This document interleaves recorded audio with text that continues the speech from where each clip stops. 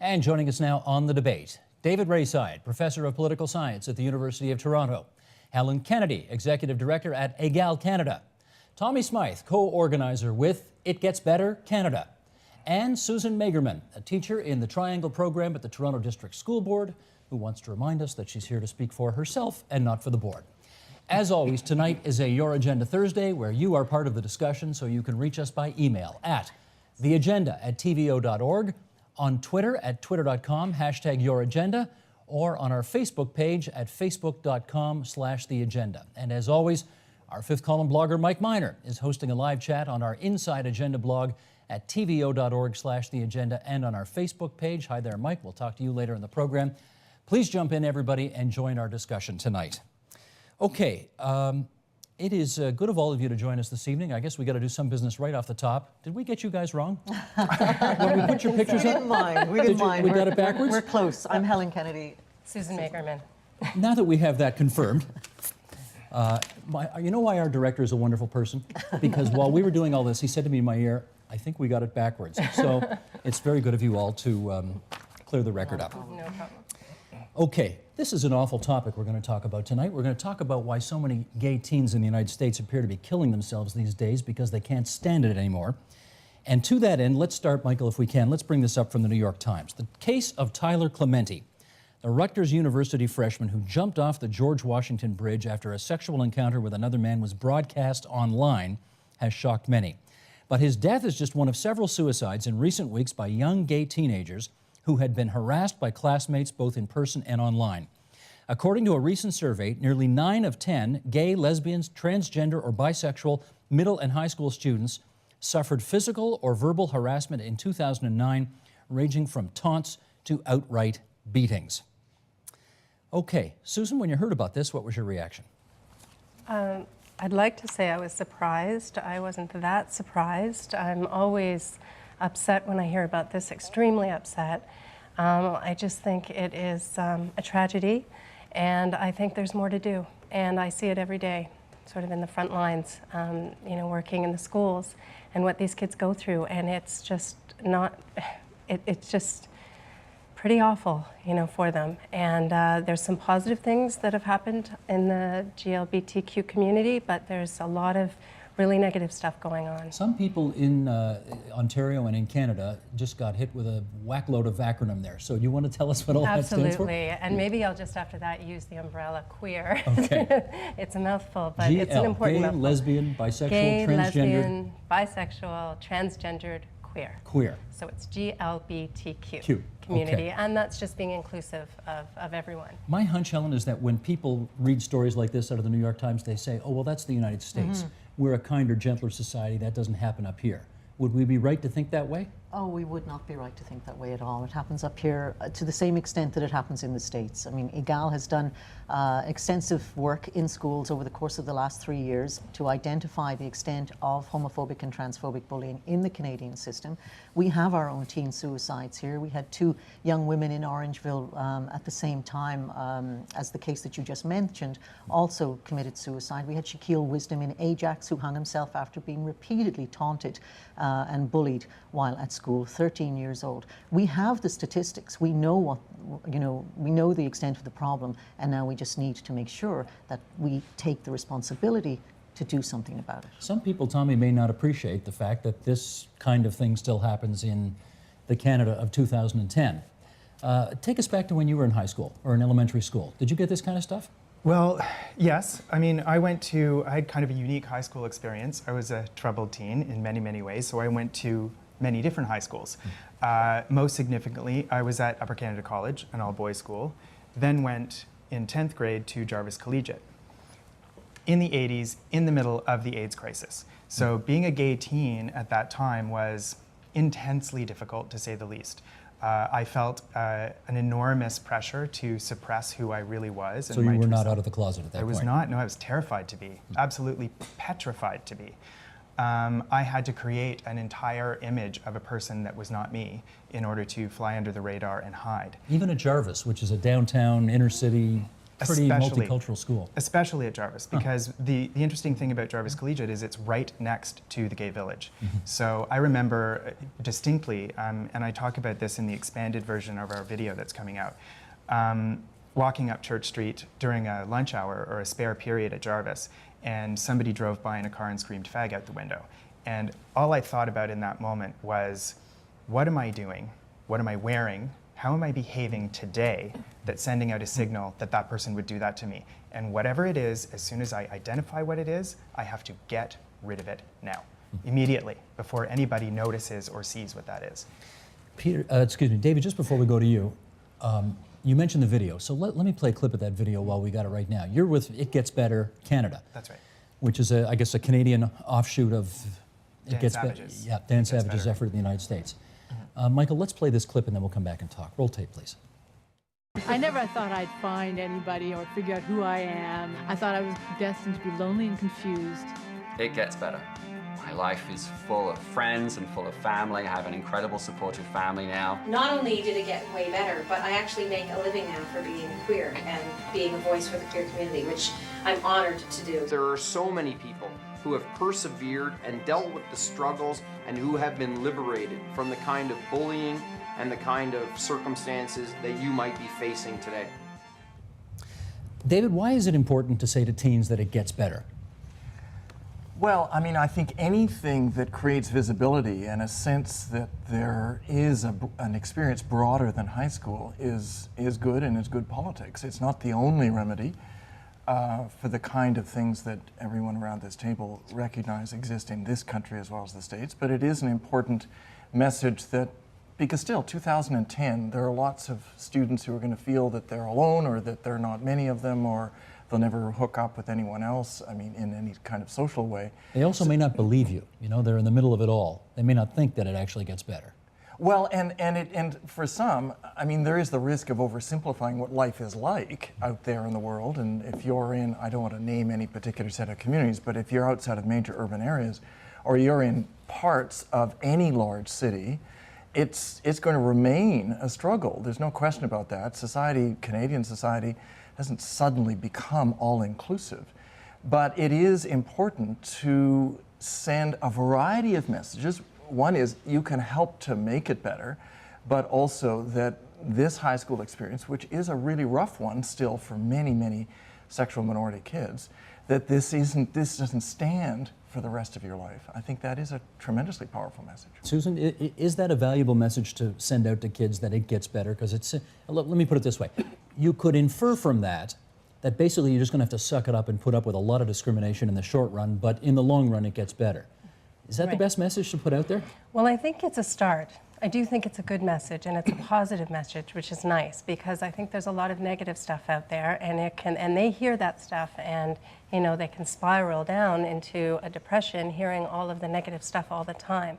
So I think being positive is good, and I think it gets better is good, but I do think it's a start. I think it's connecting these kids to communities. That's really important. It's connecting these kids to social agencies where they can get help. It's connecting these kids to role models. So not just seeing them on television, which is important, but also actually having them around in society to look up to and to be mentors. So I think all those things are important. I'd say it's a very good start to the conversation. Tommy, do you worry that gay teens who are troubled and getting beaten up and harassed and all that the message they'll take from this is, sorry, but you're going to have to put up with this for a little while longer before you actually see life get better? I think that certainly what we endeavored to do is to tell our stories and to let the kids know that we know how they feel because we have felt that way. And it was very important to us to have lesbian and gay and transgendered people in the video to deliver this message for that reason, because we want to speak directly to them from our own experience, share our own experience, and let them know that for us, our lives did get better. In terms of, I mean, we're not saying that you're never going to have a car accident or lose a parent or suffer from depression and have things that you need to go through. All we're saying is that you should not take your own life because you're gay. What's the response been like to the campaign? Quite phenomenal. We're at, as of tonight, before coming on your show, we were at 35,000 views on YouTube. On YouTube, of the Canadian version? That's right, just us. Huh. Can I just jump in Go ahead. and say, because you asked a question that said that the one risk would be that this would encourage young people to, as you put, suck it up and kind of just endure this because it'll get better. I think if that's the primary message, it's a bad thing. But I don't think that is the only message. I think there's a whole variety of messages just in this campaign. And there are lots of kids out there who are resilient. There are lots that become activists, that form gay-straight alliances. So there's a variety of messages, I think. This opens up a conversation, I think, for those who are most at risk. Well, let's open up the conversation. We got a silent email coming in right now at tvo.org. Michael, if you would, let's put it up there and we'll get some reaction from the group here. What the president needs to tell the American people is, quote, folks, there is nothing immoral, nothing abnormal about being gay. The president of the United States has never said that. In fact, he's against gay marriage. He's in favor of civil union. What kind of a signal would it send if he actually were to come out and say what this emailer just suggested? Well, I mean, when you get a role model, you get people in positions of power and authority telling our young people that it's not okay to discriminate, that it's not okay to bully, it sends a very powerful message, right? We need our political leaders to come forward, stand up, take responsibility for what is going on under their noses. You know, we know that it's youth-on-youth crime, that hate crimes motivated by sexual orientation are the most violent. They doubled in 2008. It's youth-on-youth. The kids are who are being charged with these crimes are in their teens. And the second most likely place for these crimes to occur is in an educational institution. We know where the problem is. Why are the politicians and the people who have responsibility for this not doing anything about it? Let me ask David, do you know of any politician of significance who has ever come out and said that? Not on youth issues in Canada, not that I'm aware of.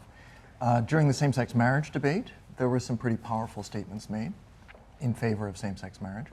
But on this issue, I think mostly what we've seen is some action at the school board level, there's no question, but mostly political, not silence, but certainly political hesitation. I think Roy McMurtry, the former Chief Justice of the Supreme Court, who wrote the decision to allow gay marriage, he may not have come out and put it in those words, but certainly that was the underpinning of what he had to say. Can you recall a politician who came out and said it that bluntly? Well, we have George Smitherman in our video. He's in the video, yeah. And he's in it. He was one of the very first people who said yes. He said yes in the middle of his mayoral campaign, actually near the end of it. So at a time where he was beyond oversubscribed, he gave us several hours of his time, and his entire staff were in full support of it. First openly gay member of the Ontario Legislature, That's right. But not the only gay member of the Ontario Legislature, and I think, I'm not going to mention names obviously, but we know that there are closeted gay MPPs and MPs. Yeah. So that probably adds to the difficulty of championing this message, does it not? Yeah, I just wanted to add, I saw a clip of Barack Obama actually saying something about this. It wasn't It Gets Better about a week ago. So and he actually said gay, lesbian, transgendered community. So I did see something about that. My students showed me actually. His It Get Better's video clip is a very powerful statement. Yeah. It's a very powerful statement. Yeah, and I'd love to see Stephen Harper do something like that. We were approached by many of our friends and colleagues and associates asking whether we had invited him to do the video. Stephen Harper? Yes, but we had an agenda to deliver the message from LGBT people. Yes. People who have a profile, who are able to be out gay and lesbian and transgender people in the world, for some of us in many countries around the world in terms of our jobs, and nobody can hurt us. And in many cases, we're actually celebrated personalities and beloved because of who we are. And we present an LGBT life that is livable and happy and beyond better than it was in high school. So just to confirm, you didn't invite him because he's straight? That's right. Not because you got any problem with his politics or whatever? No, That never came into it? They asked us, did Harper want to do the video? And I said, if he's gay, he can do it. So he's not in it, so I guess we can infer from that he's not gay. You can infer what you like. Okay. For us at EGAL, what we have done is we've reached out to our allies because we feel that the allies, especially at the school level, can do things and do more than our LGBT youth can. So our allies are extremely important in our Gay Straight Alliance campaign. Brian Burke was a champion of the launch of our website, mygsa.ca.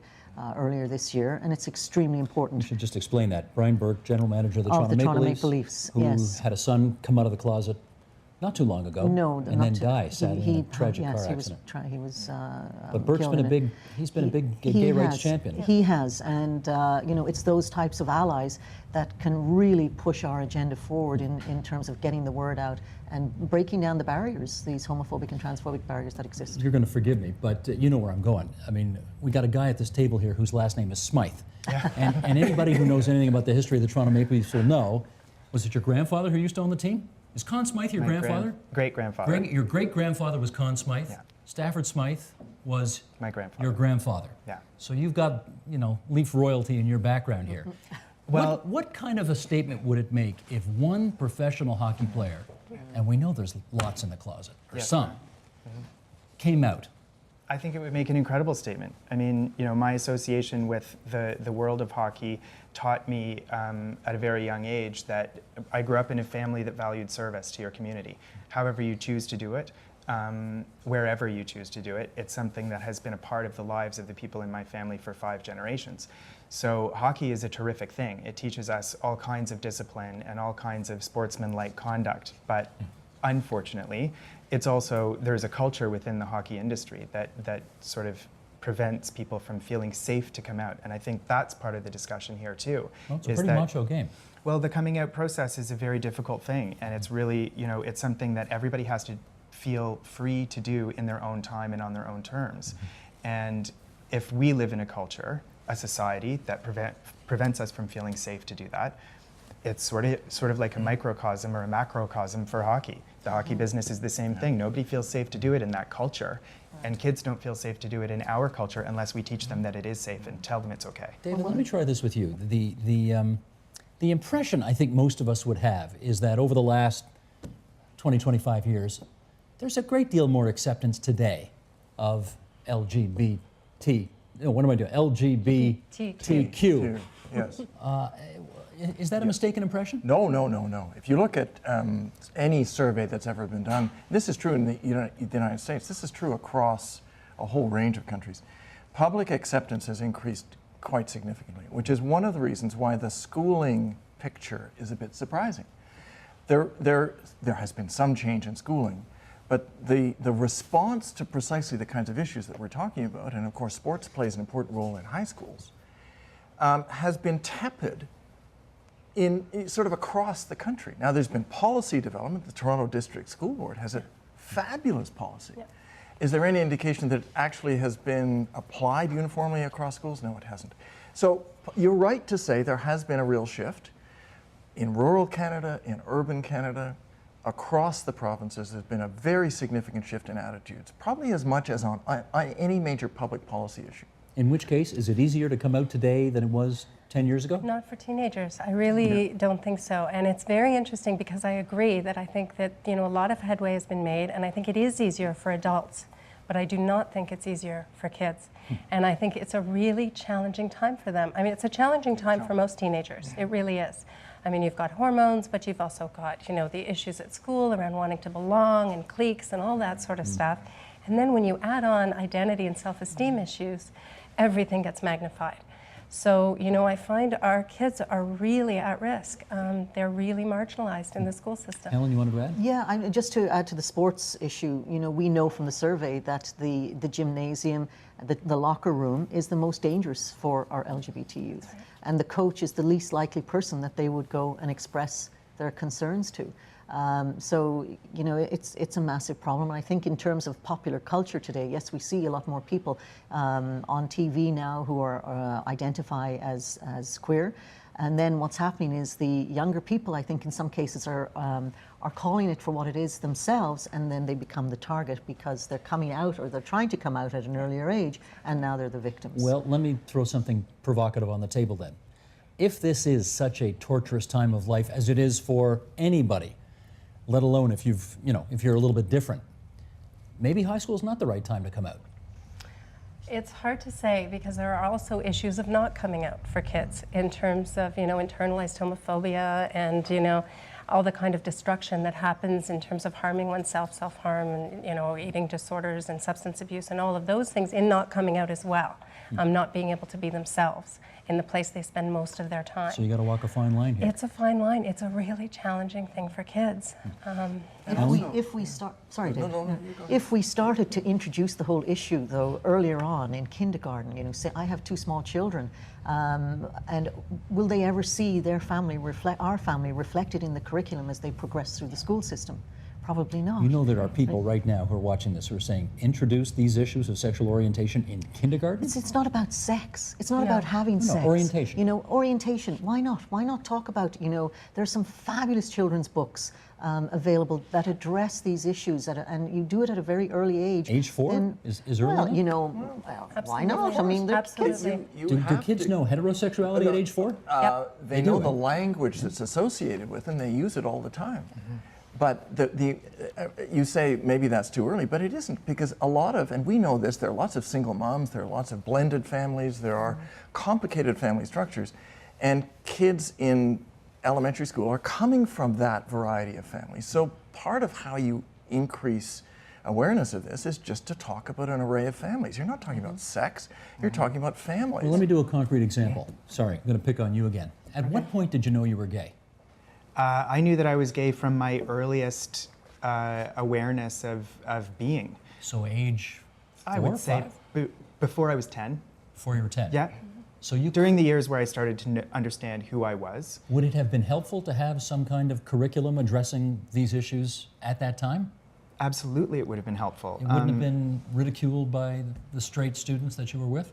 I'd probably, you know what, every kid is at risk for bullying for any kind of reason. What we're trying to explain is that being gay isn't a reason for it, isn't a good enough reason for kids to kill themselves. I mean, that's the message of our video. And the problem is, if we send messages as adults to these kids that they are other and that they're not right and that there's something wrong with them and that they won't ever find, you know, happiness in life and that they're a threat to normal society, then they're going to grow up feeling marginalized and alone and isolated, and they will become depressed. And without help, you know, I mean, we have this whole discussion going on now among my friends where we've learned through the process of creating this film that there is no LGBT standalone facility in terms of a youth shelter for kids in our city. And that's crazy. You know, Toronto's like New York or Los Angeles. Kids come here to be gay. And if they're gonna do that, we as a community owe them a facility that will welcome them when they do come here to be safe and to be functioning gay people and lesbian and transgender people in our culture. Okay. So we have to do that. Stand by, everybody, for 1 second, because while we're having this conversation at the table, they're having it online as well on our website, tvo.org/theagenda. Mike Miner, you're at an undisclosed location in the building monitoring the chat. What have you got for us? Well, Steve, some people have been talking policy, some people have been talking their personal experiences. There's been a discussion about the McGuinty government in Ontario not passing a gay positive sex education program.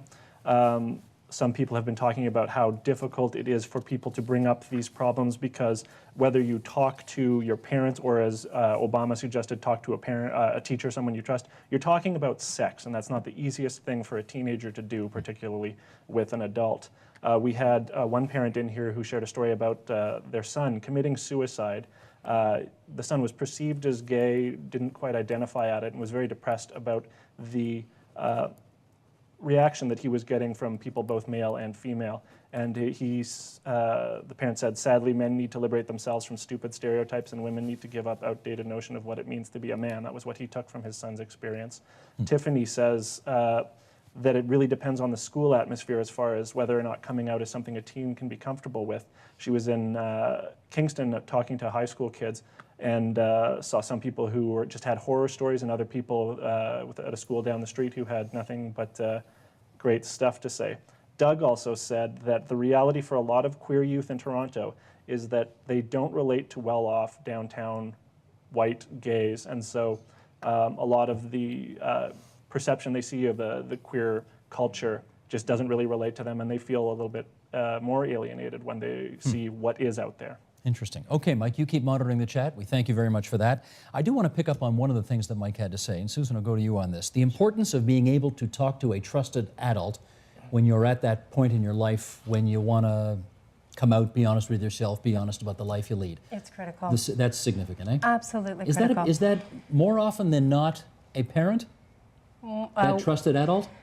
More often than not, I don't think it is. It's not. Unfortunately. And, you know, at our school, we sort of get the most extreme cases of homophobia and discrimination. They've faced so much stuff. They've been so marginalized. And many of them have been kicked out of their homes because of that, because of their sexual orientation. And you know, they're street involved, or there's all kinds of situations with these kids, attempted suicides and things like this. So, which is why I'm not shocked, but always upset. So you know, it's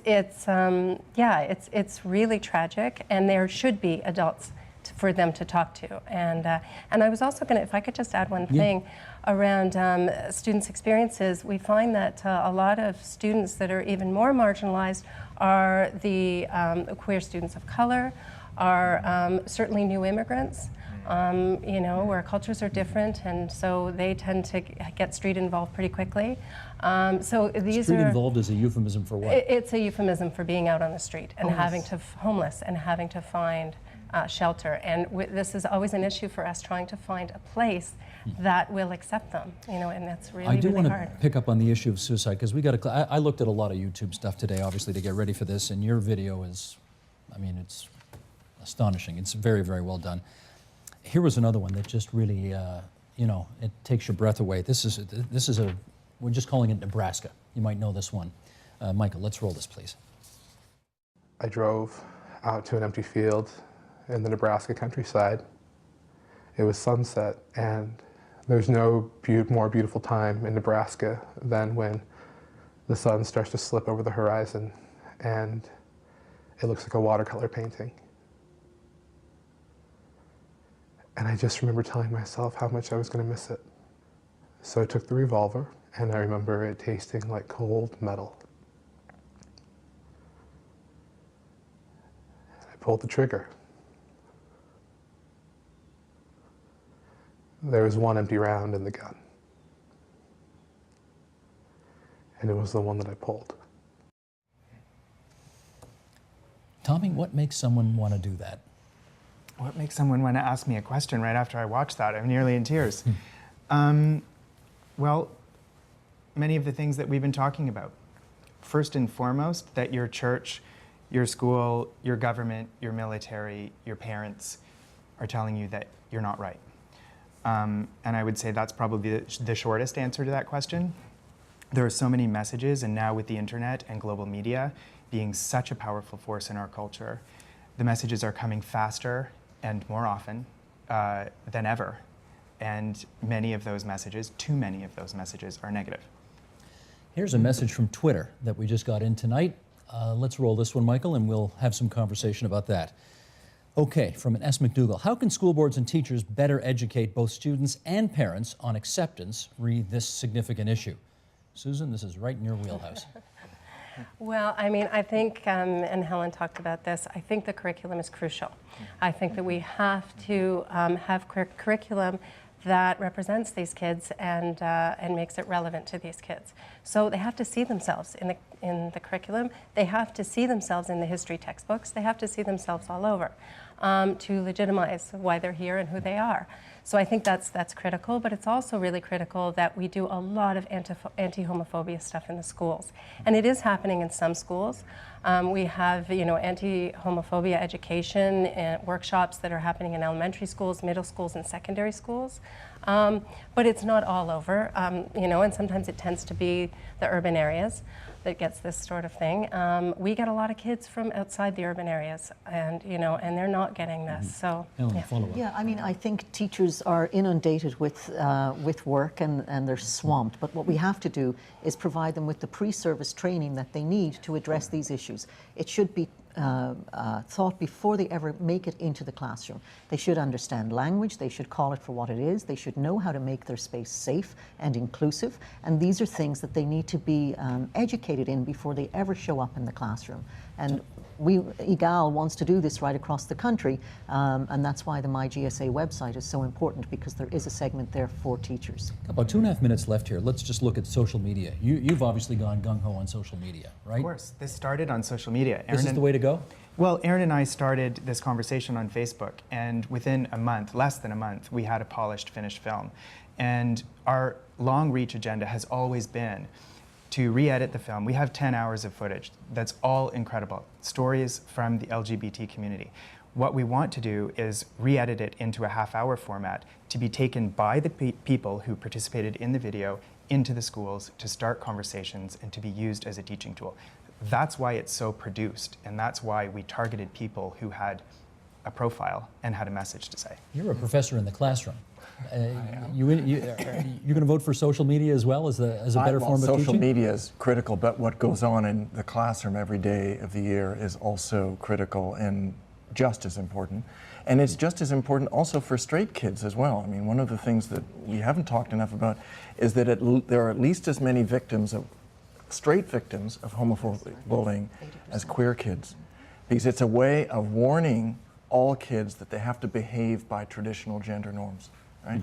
So one study in Washington State actually suggested that there were more straight victims of homophobic bullying than there were queer victims. 80%. Right? It's a way of 80%. regulating and getting people on edge about whether they're masculine enough or feminine enough. It's a general kind of policing tool.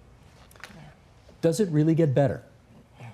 I think After high school, does it really get better? I think it can get better. I think it can. I'm not going to say that it always gets better, but I think for many it does get better. But I think you have to be connected to the right people and the right services. I think that's crucial in it getting better. Tommy, does it really get better? For me, it got great. It How got about for way most better. people that you know? For most gay people that you know, does it get better? Well, the people that I know are the people in the film that we made, and I think it speaks for itself. We reached out to our friends in our community in arts and culture and business and sports, and they responded with a message that it does get better. So we think so. That's a good place to leave it tonight. I want to thank all of you for coming in and helping us with this discussion tonight. Helen Kennedy from EGAL Canada, Susan Magerman from the Triangle Program of the Toronto District School Board. That's Susan on the left and Helen on the right. And on the other side of the table, David Rayside, the political science professor from the University of Toronto. Tommy Smythe, It Gets Better Canada. Thanks so much, everybody. Thank you. Thank you.